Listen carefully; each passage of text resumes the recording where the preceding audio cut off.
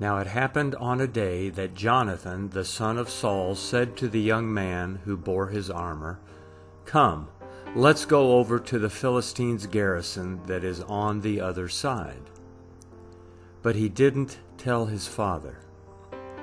Saul stayed in the uttermost part of Gibeah under the pomegranate tree which is in Migron.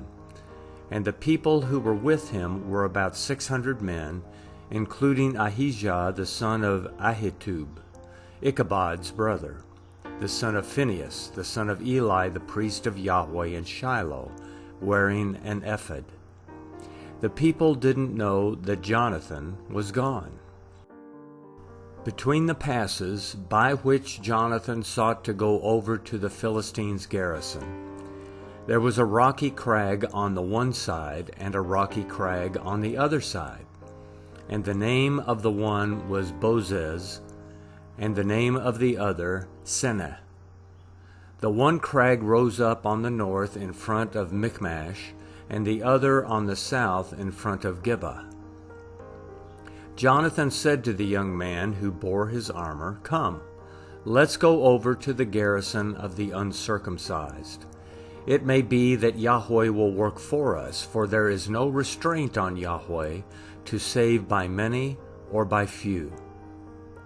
His armor-bearer said to him, "Do all that is in your heart. Go, and behold, I am with you according to your heart."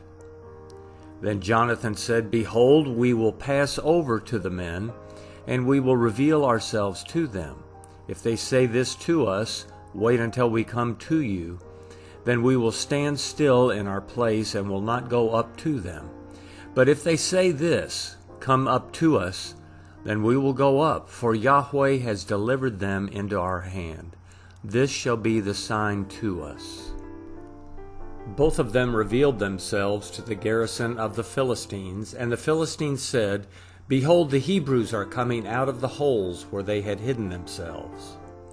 The men of the garrison answered Jonathan and his armor-bearer, and said, "Come up to us, and we will show you something."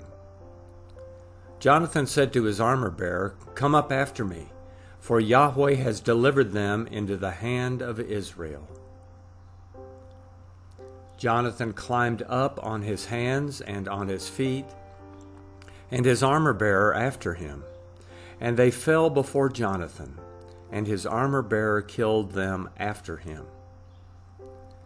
That first slaughter, which Jonathan and his armor-bearer made, was about 20 men, within as it were half a furrow's length in an acre of land.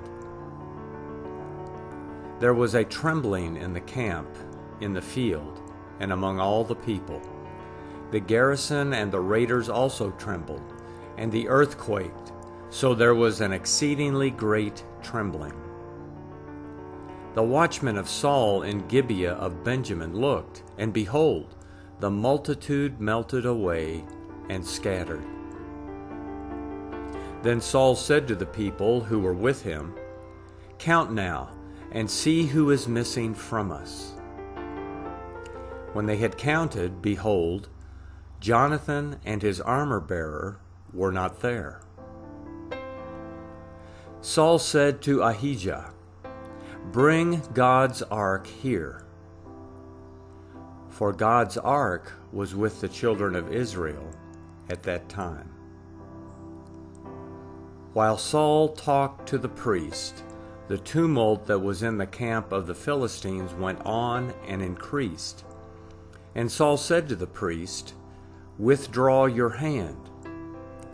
Saul and all the people who were with him were gathered together and came to the battle, and behold, they were all striking each other with their swords in very great confusion. Now the Hebrews who were with the Philistines before, and who went up with them into the camp from all around, even they also turned to be with the Israelites who were with Saul and Jonathan. Likewise all the men of Israel who had hidden themselves in the hill country of Ephraim.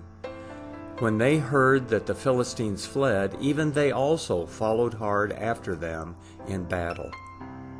So Yahweh saved Israel that day. and the battle passed over by Beth-aven.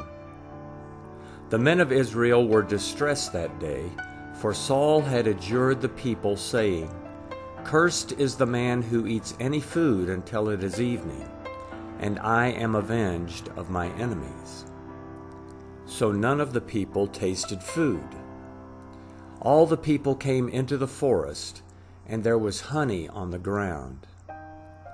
When the people had come to the forest, behold, honey was dripping, but no one put his hand to his mouth, for the people feared the oath.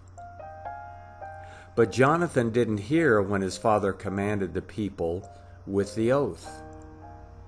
Therefore he put out the end of the rod that was in his hand, and dipped it in the honeycomb, and put his hand to his mouth, and his eyes brightened. Then one of the people answered and said, "Your father directly commanded the people with an oath, saying, 'Cursed is the man who eats food today.'" So the people were faint.